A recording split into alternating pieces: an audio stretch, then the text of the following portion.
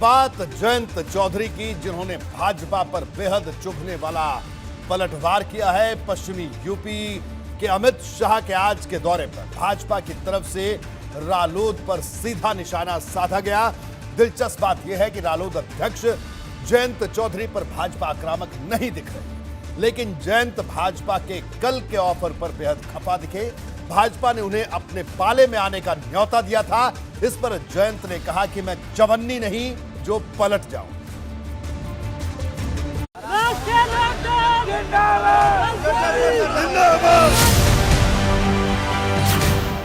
अखिलेश के पश्चिम पावर पर भाजपा की नजर।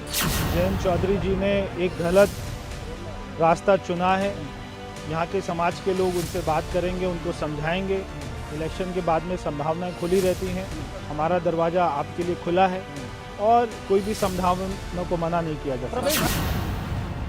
भाजपा के ऑफर पर जयंत का करारा पलटवार। ये लोग कहां थे जो आज आपसे उम्मीद कर रहे हैं, मुझसे उम्मीद कर रहे हैं? मैं कोई चवन्नी हूं जो ऐसे करके मैं पलट जाऊंगा?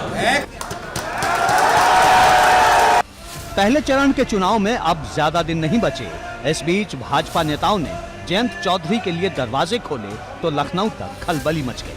लेकिन भाजपा के न्योते पर पहला पलटवार खुद जयंत ने किया। जयंत चौधरी मुजफ्फरनगर की खतौली सीट पर प्रचार करने पहुंचे थे। यहां से उन्होंने दिल्ली तक सीधा संदेश दिया। कल रात से खबर चलाई जा रही है कि बहुत बड़ी बैठक हुई दिल्ली में। ये लोग कहां गए थे जब लखीमपुर में किसानों को कुचला गया, रौंदा गया?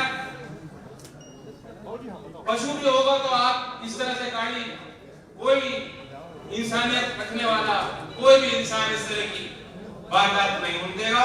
इस तरीके से किसानों को रौंद के मुकाबला चलेगी। और आज भी ये लोग मंत्री बने बैठे हैं। ये लोग कहां थे जो आज आपसे उम्मीद कर रहे हैं, मुझसे उम्मीद कर रहे हैं? मैं कोई चवन्नी हूं जो ऐसे करके मैं पलट जाऊंगा?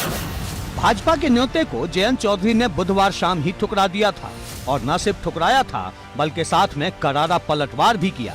उन्होंने ट्वीट किया, न्योता मुझे नहीं, उन 700 से ज्यादा किसान परिवारों को दो जिनके घर आपने उजाड़ दिए। जयंत चौधरी ने भले ही भाजपा के ऑफर को एक झटके में ठुकरा दिया, लेकिन अभी भी भाजपा के नेता उन पर नरम हैं और दूसरी तरफ सपा भाजपा पर चुभता हुआ प्रहार कर रही है। भाजपा मान चुकी है कि वो हार रही है।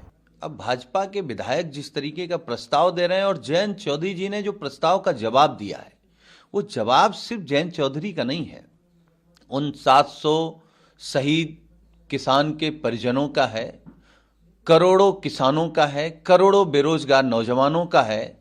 और ये जवाब ही भारतीय जनता पार्टी के मुंह पर तमाचा है, जिस तमाचे की धमक 10 मार्च को भारतीय जनता पार्टी महसूस करेगी। पश्चिमी यूपी में रालोद और सपा का एक साथ खड़े रहना भाजपा के लिए सबसे बड़ी चुनौती है। इस बीच शुक्रवार को अखिलेश यादव और जयंत चौधरी मुजफ्फरनगर में संयुक्त प्रेस कॉन्फ्रेंस भी करने वाले हैं, जहां से दोनों नेता एकता का संदेश भी देंगे, साथ में भाजपा पर पलटवार भी करेंगे।